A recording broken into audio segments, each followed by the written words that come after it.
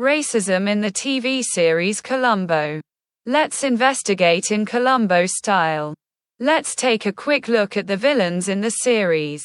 What do they all have in common? That is, they're all white.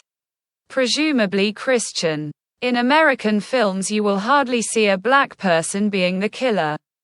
Nor will you see him being a madman or a fool. The blacks you see will always be honest, sensible, and with a lot of common sense.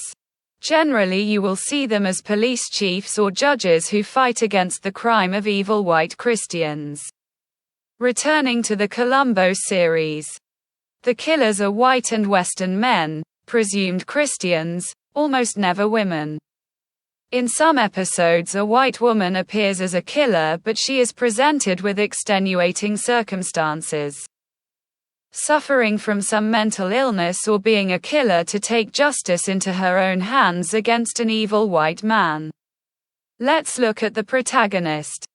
Peter Falk is not only of Jewish descent but he makes it clear in the series, waving shalom, so that everyone sees that he is not an evil white Christian Western man. He is Jewish, honest and clever. I'm sure you'll find others to harass. Salam. I'm sure you'll find others to harass. Salam. I'm sure you'll find others to harass. Salam. So clever that he knows that Jesus Christ was a false Messiah. Columbo is the good and clever anti-Christian Jew who catches the evil white Christian men. And what happens in the rest of the film industry dominated by anti-Christian Jews, if someone goes a little too far?